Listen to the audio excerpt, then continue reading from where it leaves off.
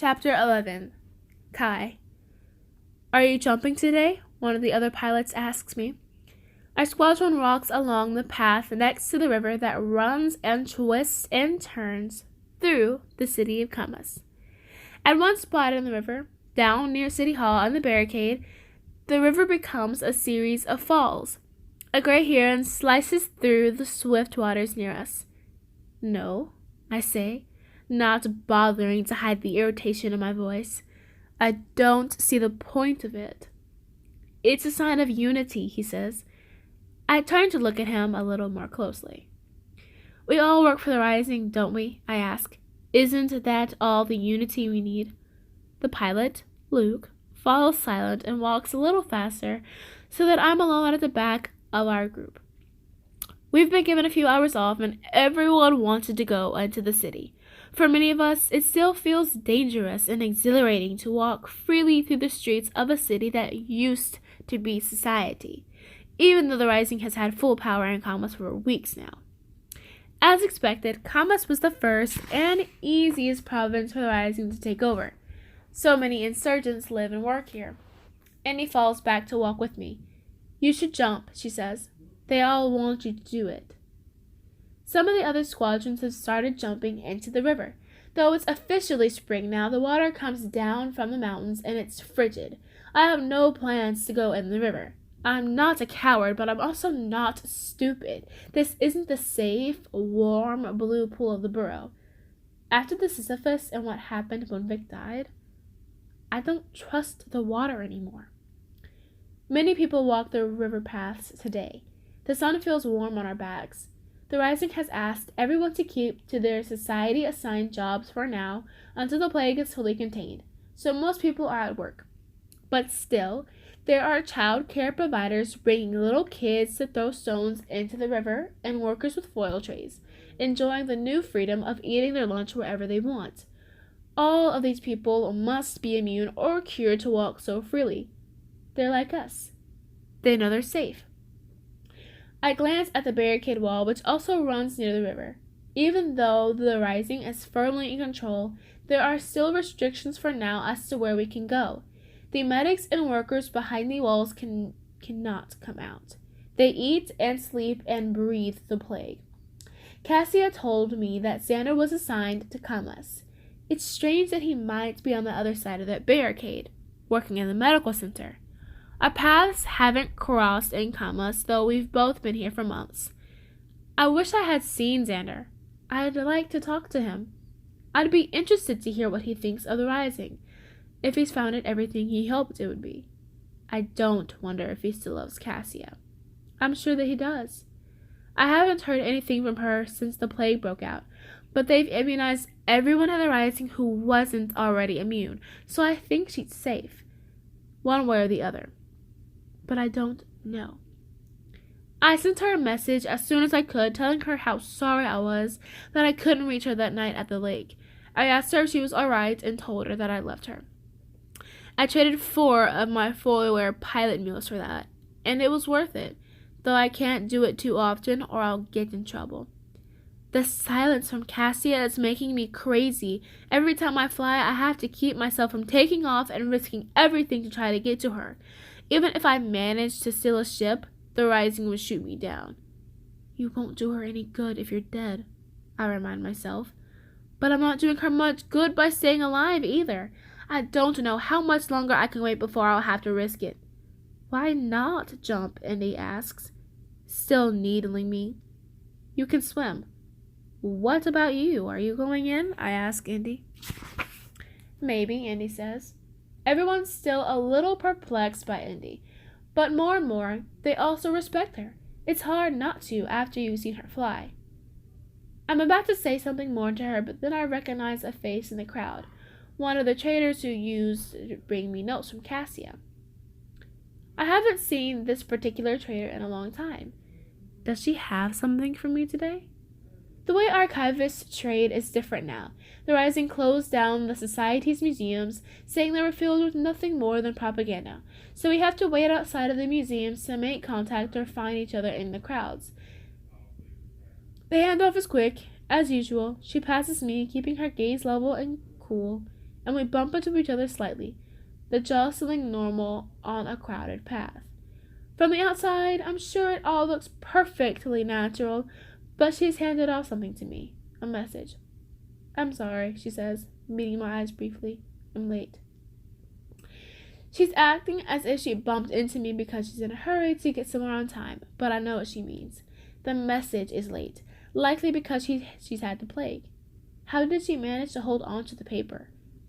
Did anyone else read it while she was still? My heart races like a rabbit in search of cover out on the plateau. This note has to be from Cassia. No one else has ever sent anything to me. I wish I could read it now, but I'll have to wait until it's safe. If you could fly anywhere, where would you go? Indy asks. I think you know the answer to that, I tell her. I slip the paper into my pocket. Central, then, Indy says. You'd fly to Central. Wherever Cassia is. Caleb looks back at us, and I wonder if he saw the exchange. I doubt it. The trader was fast. I can't figure Caleb out. He's the only one who brings back cases when we're chopping off the cure. None of the other ships are taking on cargo. The commander always tells us it's approved, but I think there's more going on than we know. And I think Caleb has been assigned to work with Indy and me to watch one of us. But I can't figure out which of us it is. Maybe both. What about you? I ask Indy, keeping my tone light. If you could fly anywhere, where would you go? Back to Sonoma? No, she says, as if the suggestion is ridiculous. I wouldn't go back to where I'm from. I'd go someplace I've never been. My fingers close around the paper in my pocket. Cassia told me once that she wears some of the pages against her skin. This is the closest I can get to touching or seeing her right now. Indy watches me, and then, as she often does, she says something disconcerting. Unexpected. She leans closer and speaks quietly so that the others can't hear. I've been wanting to ask you, why didn't you steal any of the tubes when we were in the cavern? I saw Cassia and Eli each take one, but you didn't. Indy's right. I didn't take a tube, but Cassia and Eli both did. Cassia took her grandfather's tube. Eli stole the one that had belonged to Vic. Later, both Cassia and Eli gave me their tubes for safekeeping. I hid them in a tree near the stream that led down to the rising camp. I didn't need one, I say. Andy and I stop. The rest of the group shouts and hollers. They found the spot where they want to jump, a deep place down the river from one of the falls.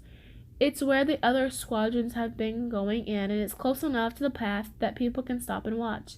Come on, calls Connor, one of the other pilots. He looks right at Indy and me. You afraid? He asks. I don't bother to answer. Connor's competent, arrogant, and mediocre. He thinks he's a leader. I know he's not. No, Indy says. And right then she strips out of her uniform down to the fitted undershirt and shorts that we all wear, and takes a running leap into the water. Everyone cheers as she hits the surface. I catch my breath, thinking how cold it must be. And then I'm thinking of Cassia, that long ago day in Oreo when she jumped into the warm blue pool. And he breaks to the surface, wet and laughing and shivering.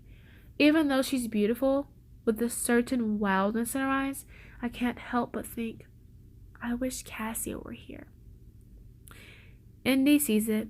A little of the light in her eyes disappears as she looks away from me and pulls herself from the river, reaching for her uniform and slapping hands with the others. Someone else jumps in and the crowd hollers again. Indy shivers, wringing out her long hair. And I think, I have to stop this. I don't have to love Indy the way I do Cassia. But I do have to stop thinking about Cassia when I look at Indy. I know how it feels when people look right through you, or worse, see you as something or someone other than what you are. A formation of airships flies overhead and we all glance at the sky, a reflex now that we spend so much time there. Indy climbs up on one of the rocks next to the river and watches the others jump in. She leans her head back and closes her eyes. She reminds me of one of the little lizards in the outer provinces. They might look lazy, but if you try to catch them, they'll run away, fast as the lightning that breaks the desert sky before the summer thunderstorms. I climb up next to her and watch the river and all the things that float and swim along it. Birds, debris from the mountains. You could build a dozen boats from everything that races past in an hour or two, especially in the spring. Wonder if they'll ever let either of you fly on your own, Connor says. His voice is loud. Of course, so that everyone can hear, and he comes closer, trying to intimidate us. He's huge and hulking, at least 6'3". I'm only 6 feet even, but I'm much faster, so I'm not worried about a fight. He won't catch Indy or me if we decide we need to run. Seems like the pilot always has the two of you paired up, like he doesn't think either of you can fly without the other. Indy laughs out loud. That's ridiculous, she says. The pilot knows I can fly alone. Maybe, Connor says, and he's so easy to read.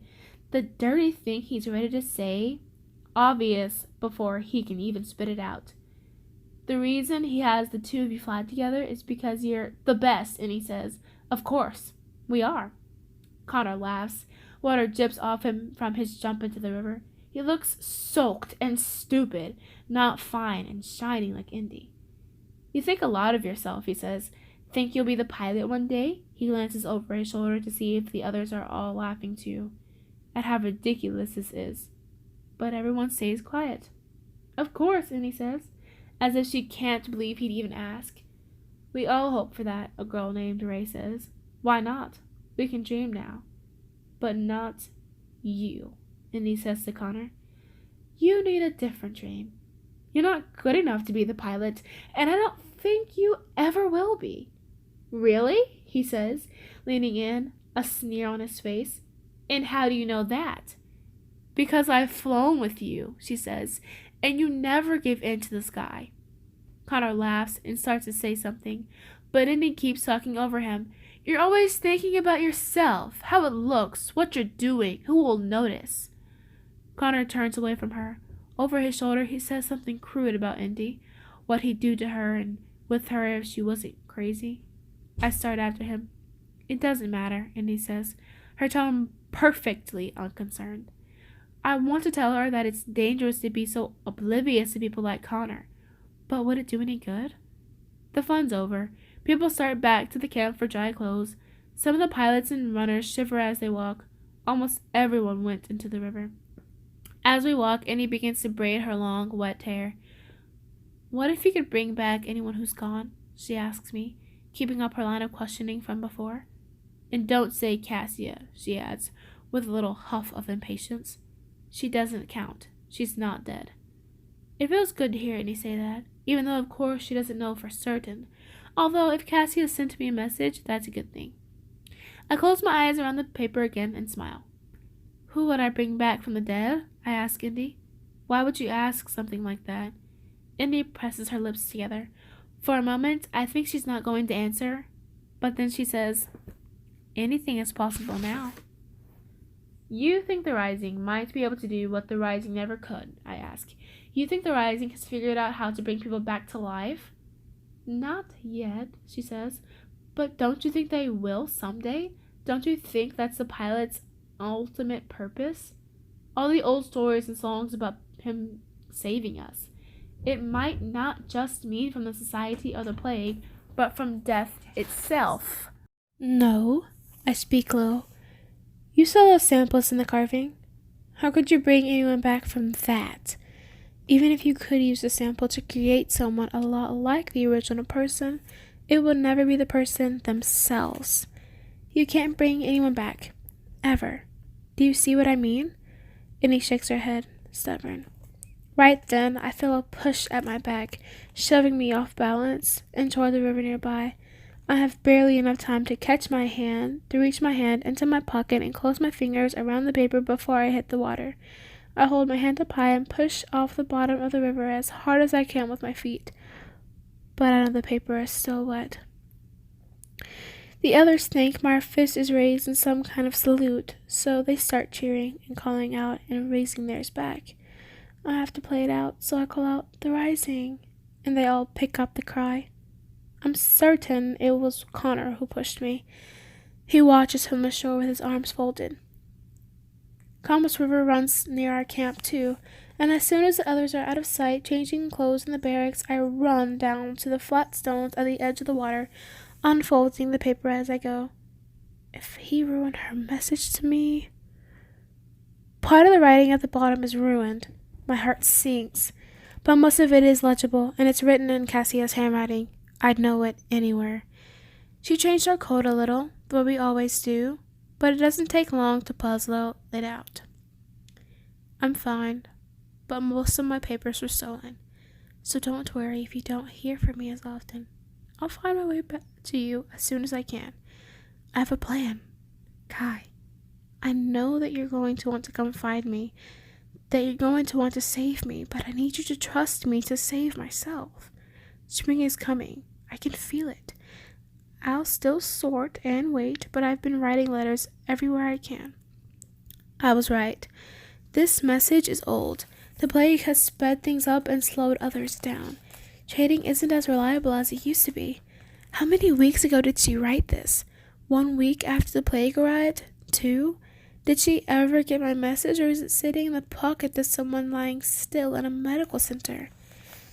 Sometimes, when I feel that it isn't fair that we're telling each other our stories in bits and pieces again, I remind myself that we are luckier than most, because we can write to each other. That gift, the first of many you've given me, means more to me each day. We have a way to keep in touch until we can be together again. I love you, Kai. That's how we always end our messages to each other, but there's more this time. I couldn't afford to send 2 separate messages all the way to Kamas. I haven't asked this of you before. I've tried to talk to him in different ways so that the 2 of you wouldn't have to share. But can you find a way for Xander to see this too? The next part is for him, and it's important. That's when I see the code switches into numbers partway down the page. It looks like a basic numerical code, and near the bottom of the page it blurs into waves of ink on the paper from when I fell into the river. I'm tempted to decipher it. She knows I could, but she thinks she can trust me. She can. I won't ever forget the way she looked at me in that little house in the carving, when she realized I had hidden the map to the rising from her. I promised myself then that I wouldn't let fear make me into someone I didn't want to be. Now I'm someone who can trust and be trusted. I have to find a way to get this message to Xander, even if it's incomplete, and even if giving it to him makes it look like I am untrustworthy because of part of it is ruined. I pin the paper down on the flat stone with a small rock so that the wind can pull the water from the page. It won't take long for the messages to dry. Hopefully the others won't miss me. When I turn back, I see Andy walking across the rocks. She's changed into a dry uniform and sits down next to me. I keep one hand on a corner of the paper, afraid to let go in case the wind picks up and sends the message sailing. For once, Andy doesn't say anything, doesn't ask any questions. So I do. What's the secret? I ask Indy. She looks at me and raises her eyebrows. What do you mean? What's the secret to flying like you do? I ask. Like that time when the landing gear malfunctioned and you brought the ship in fine. We'd scraped along the asphalt of the runway, the ship's metal belly sending up sparks, and Indy hadn't seemed flustered at all. I know how spaces fit together, she says. When I look at things, they make sense to me. She's right. She's always had a good sense of proportion and position when it comes to concrete objects. She carried that wasp nest because she liked the way it fit together. When she climbed the walls of the canyon, she made it look easy, but still. Excellent spatial reasoning alone, even if it's practically intuition the way it is for her. Doesn't account for how good she is at flying and how fast she learned. I'm not bad myself, but I'm nothing like Indy. And I know how things move, Indy says, like that. She points with her hand over the water. This one skims along the river, wings outstretched, following a current of air for as long as it lasts. I look at Indy and feel a sharp ache of loneliness for her, like she's the bird. She knows how things fit together and move, but so few people understand her. She's the most solitary person I've ever known. Has it always been that way? Indy, I ask, Did you take a tube from the cavern? Of course, she says. How many? I ask. Only one. Who? Just someone, and he says. Where did you hide it? I didn't keep it for long. It got lost in the water when we went down the stream to the rising. She's not telling the whole truth. I can't tell where the lie comes in, but there's no way to get Annie to talk about something when she's decided to keep her own counsel. You and Hunter are the only ones who didn't, and he says. Take one of the tubes, I mean. Of course, because Hunter and I accept the truth about death. I've seen people dead, I tell Indy. So have you. When they're dead, they're gone. You can't bring them back. We are the ones who are alive. Here. With everything to lose. What if you needed to get something over the walls of the barricade, I ask Indy, changing the subject. Would you say that's impossible? Of course not, she says, just like I knew she would. There are lots of ways to do it. Like what, I ask. I'm grinning. I can't help it. Climb, Indy says. They'll see us. Not if we're fast, Indy tells me. Or we could fly. They'd catch us for sure that way. Not if it's the pilot who sends us in, she says. Chapter 12. Xander. There's always a feeling of excitement in the medical center when the cures come in. It's one of the few times we get to see people who are really from outside the barricade. We've got medics and patients coming in all the time, but the pilots and runners who bring the cures are different. They're not tied down to the medical center or even to Kamas. And there's a chance that we might see the pilot. The rumor is that he brings in some of the Kama City cures himself. Apparently, the landing within our barricade is one that only the best pilots can manage. The first ship drops down from the sky onto the street they use for our runway. The pilot brings the ship to its stop yards away from the marble steps of City Hall. I don't know how they do that, one of the other physics says, shaking her head. Neither do I say. The ship turns and comes towards us. It goes a lot slower on land than it did in the air. As I watch it come in, I wonder if someday I'll have a chance to fly one of those ships. There are so many things to look forward to after we get everyone cured. We physics open the cases in the medical storage room and scan the tubes with our mini ports. Beep, beep, beep.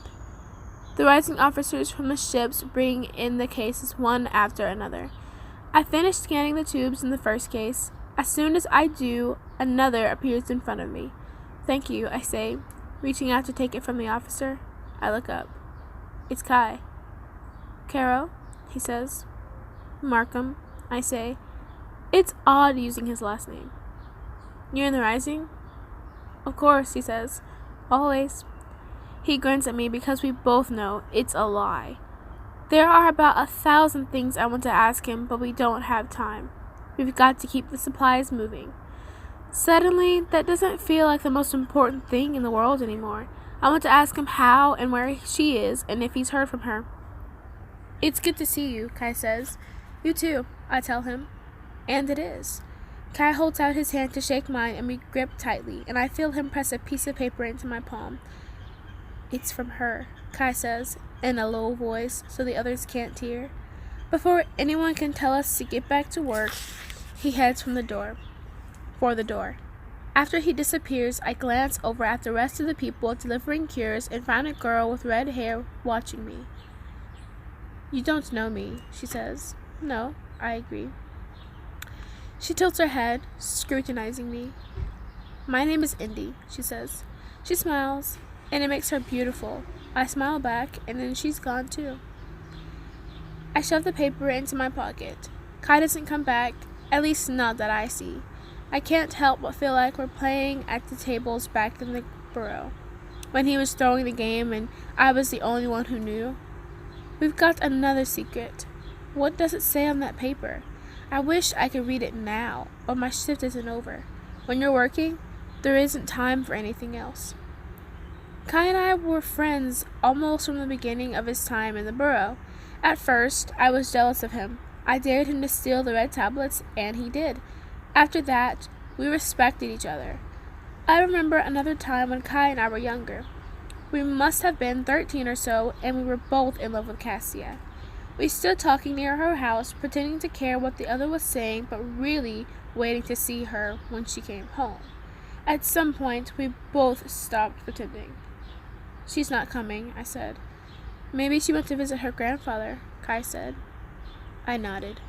She'll come home eventually," Kai said. "So I don't know why it matters so much that she's not here now." Right then, I knew we were feeling the same thing. I knew we loved Cassia. If not exactly the same way, then the same amount. And the same amount was completely, 100%. The society says that numbers like that don't exist, but neither Kai nor I cared. I respected that about him too, and I always admired the way he didn't complain or get upset about anything, even though life couldn't have been easy for him in the borough. Most people there saw him as a replacement for someone else.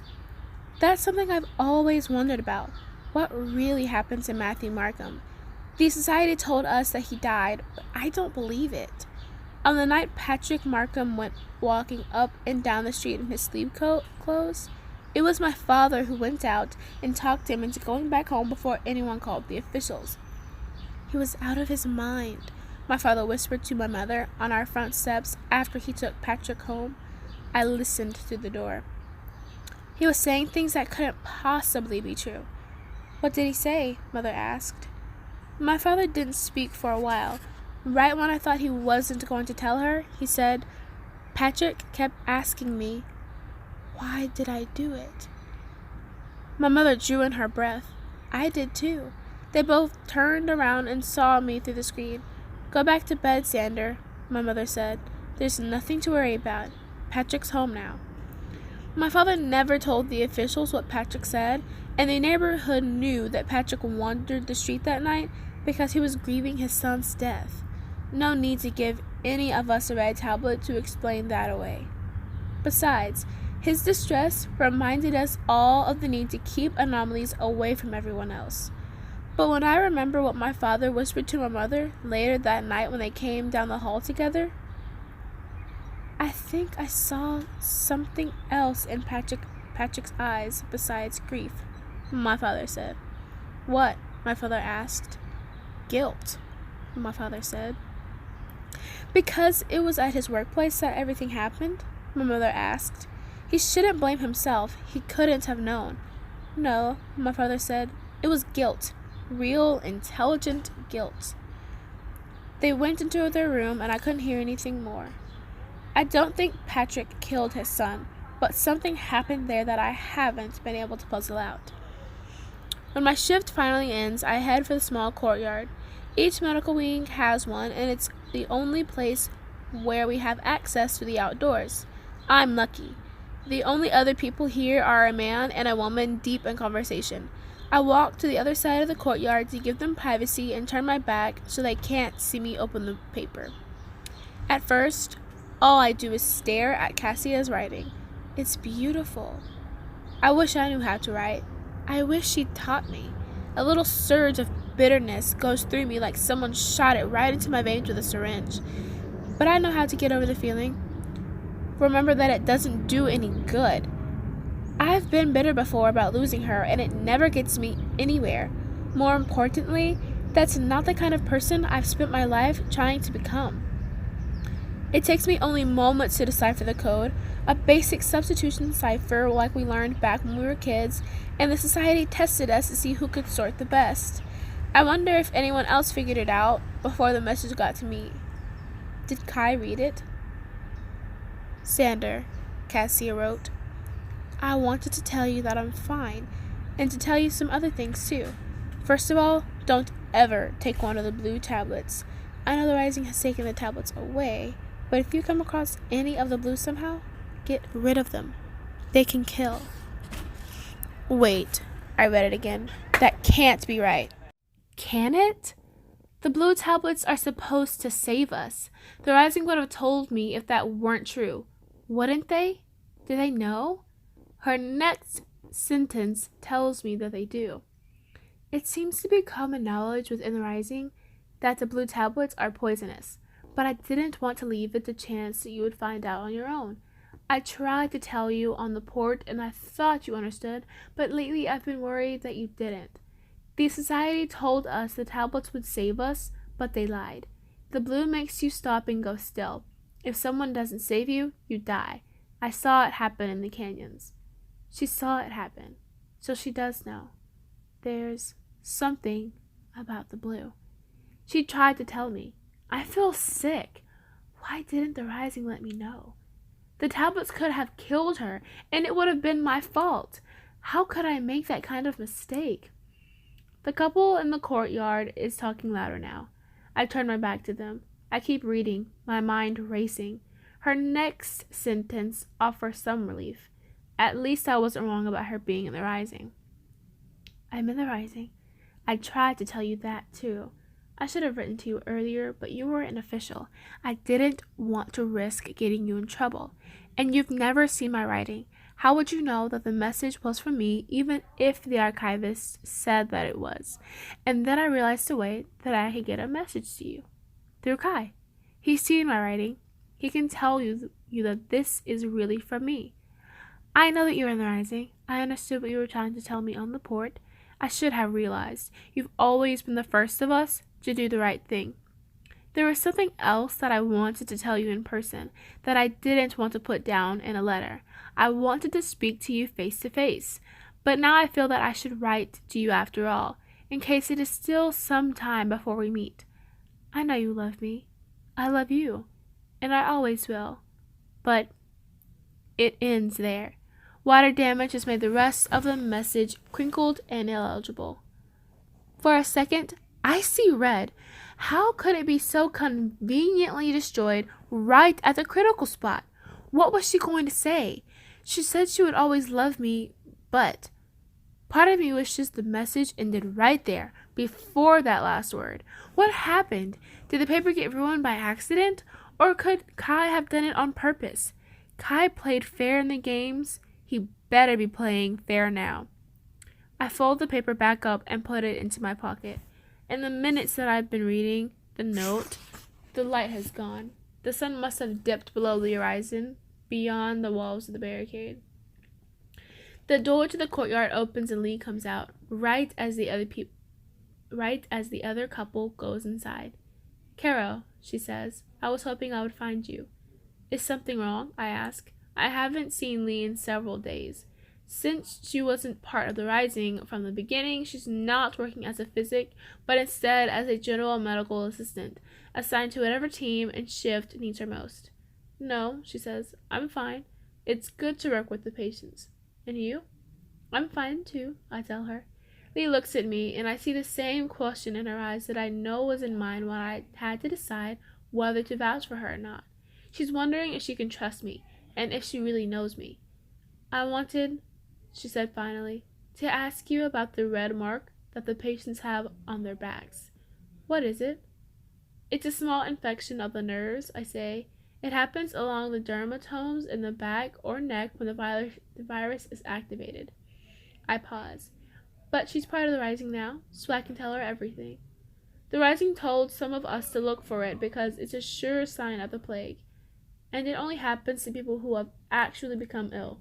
Right, I say. The dead form of the virus they use in the immunizations doesn't lead to any significant symptoms at all. But when a person is infected with the live plague virus, it involves the nerves, resulting in that small red mark. Have you seen anything unusual? She asks. Any variations on the basic virus? She's trying to figure out the plague on her own and not taking what the rising says for granted, which should make me uneasy about having vouched for her, but it doesn't. Not really, I say. Now and then we do have people who come in before they're completely still. I had one who was talking to me while I gave him the cure. What did he say? Lee asks. He wanted me to promise him that he'd be all right, I said. So I did. She nods, and it strikes me how exhausted she looks. Do you have a rest shift now? I ask her. Not for a few hours, she says. It doesn't matter much anyway. I haven't slept well since he left. I can't dream. In some ways, that's the hardest part of having him gone. I understand. Because if you can't dream, you can't pretend that he's still here, I say. That's what I do when I dream. I'm back in the burrow with Cassia. No, Lee says. I can't. She looks at me, and I hear what she doesn't say. Her match is gone, and nothing is the same. Then she leans a little closer, and to my surprise, she puts her hand on my face. Very briefly. It's the first time someone has done that since Cassia, and I have to resist leaning into Lee's touch. Your eyes are blue, she says. Then she pulls her hand back. So are his. Her voice is lonely and full of longing for him.